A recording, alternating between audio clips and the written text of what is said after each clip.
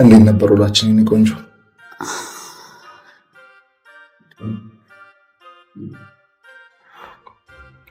ማዬ ምን ሆንሽብኝ? አትሰማችሁም እንዴ?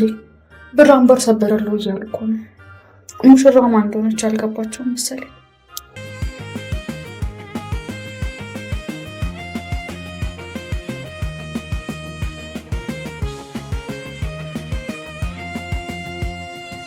የደስታ ቀን ነው የመምዘመታ ይደበላል መሬት ይመታ ምስክሮቹ የሙሽሮቹ ወዳጅ ቤተሰብስ እንያችሁ ሙሽራው ያይራ አበባ ሙሽራዬ ያያ አበባዬ ሚዜዎቹ እሮደጋችሁ ሚዜዎቹ እሮደጋችሁ። እንደ ዛሬ እንግዲህ ይሄ ቤተሰብ እግዚአብሔር ባርኮት አያውቅም እና ፈጣሪያችንን ልናመሰግን ይገባል አይደል እንዴ? አዎ ለምን ተመስገን።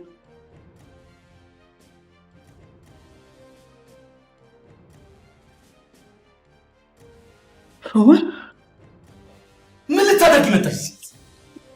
በዕለቱ አዳራሽ በደማቅ መብራቶች፣ በውብ አበቦችና በታዳሚ የደስታ ድምፅ ተሞልቷል። ሁሉም ሰው በአዲስ ጥምረት፣ በአዲስ ሕይወት ምዕራፍ ምስክር ለመሆን በጉጉት ይጠባበቃል። ድንገት የመድረኩ መሪ ማይክሮፎኑን ጨብጦ ወደ መድረኩ ብቅ አለ። ክቡራንና ክቡራት የደስታችን ተካፋዮች እያለ የአዳራሹን ትኩረት ሳበ። የወይዘሪት ኑሐሚን ተሰማና የአቶ ናሆም ላይኩን የጋብቻ በዓል ለመታደም እዚህ የተገኛችሁ እንግዶቻችን በሙሉ ልባዊ ምስጋና እናቀርባለን። በመቀጠልም ታዳሚውን ልዩ ሞራል እና እልልታ እንዲያበረክት እየቀሰቀሰ ሙሽሪትና ሙሽራው እየገቡ ስለሆነ እባካችሁ ከመቀመጫችሁ ከፍ ብላችሁ በእልልታ ተቀበሏቸው ሲል አወጀ።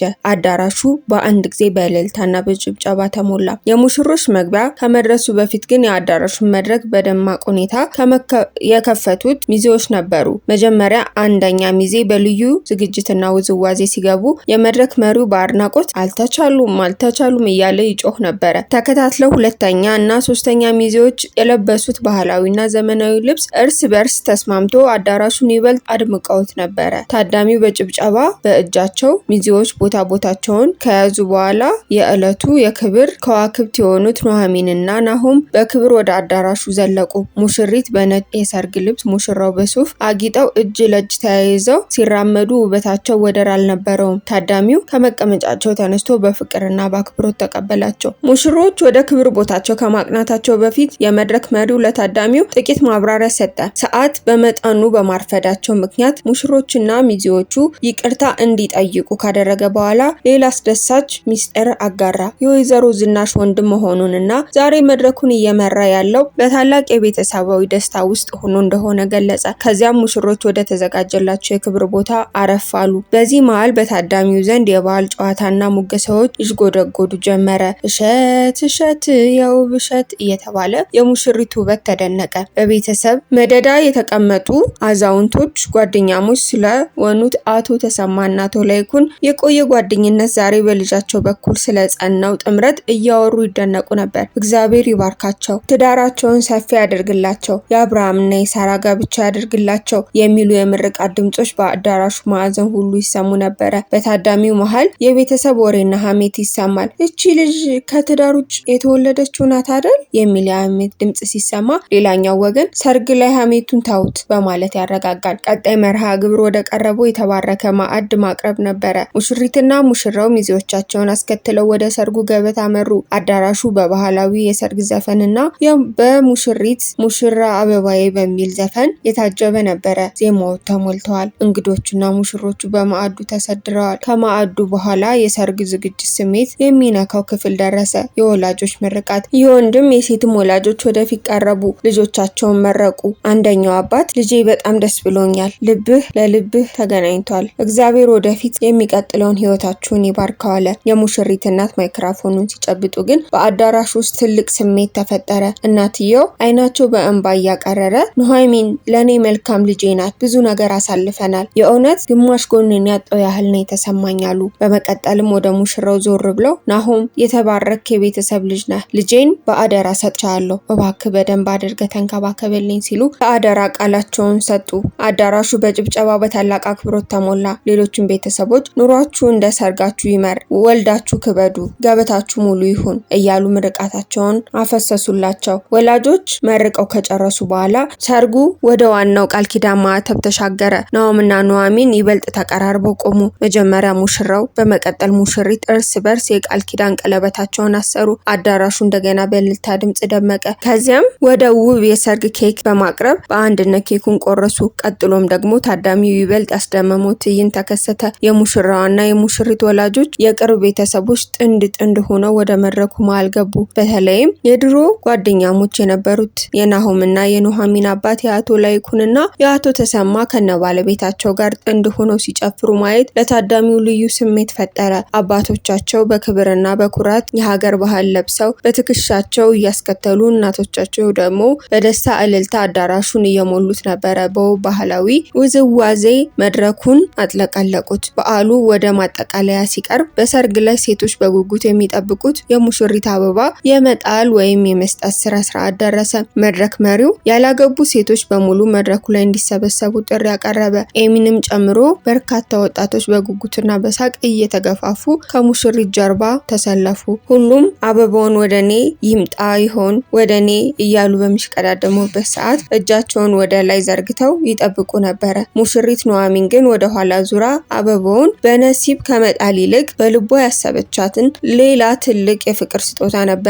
ኑሐሚን አበባውን ይዛ ዘወራለች። ቀጥታ አይኖቹ ያረፈው ሁልጊዜ አብራት የነበረችው የምትወዳት የቅርብ ጓደኛዋ በኤሚ ላይ ነበረ። ኑሐሚን ወደ ኤሚ በጥንቃቄ ከተራመደች ታዳሚው በእልልታና በጭብጨባ አዳራሹን ሲያናውጠው ውብ የሰርግ አበባ ቀጥታ ለኤሚ በእጆቿ አስረከበች።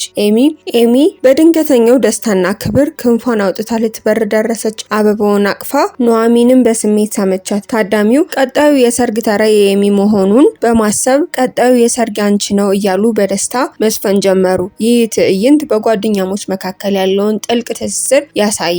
የበዓሉ ሌላኛው ማራኪ ስሜት ነበረ። በዓሉ ወደ ማክተሚያው ሲቃረብ አዳራሹ በዳንስና በታላቅ ጭፈራ ተናወጠ። ዛሬ ዓለም ነው፣ ዓለም ደስታችን ነው የሚሉ ዜማዎች እየተሰሙ ታዳሚውና ሙሽሮቹ በደስታ ሲጨፍሩ አመሹ። በሚዜዎቹ መካከል የተደረገውን ሹክሹክታ ኑሐሚን ሰማች። ኑሐሚን አኮረፈች። ናሆም ምን ነው ሲላት፣ አሰማችሁም እንዴ ሚዜዎቹ ብር አምባር ሰበረልዎ እያሉ እኮ ነው፣ ሙሽራዋ ማን እንደሆነች አላወቁም ማለት ነው ብላ ስታኮርፍ፣ ናሆም በፍቅር አይን እያያት የኔ ቆንጆ ለኔ ከብር አምባርሽ በላይ ልብሽን ከሰጠሽኝ በቂ ነው፣ በእውነት ህይወቴ ባንቺ በጣም ደስተኛ ነን አላት። ኑሐሚን ፈገግ ብላ ልቤንማ ከሰጠው ቆየሁ እኮ የኔ ጌታ በማለት መለሰችለት።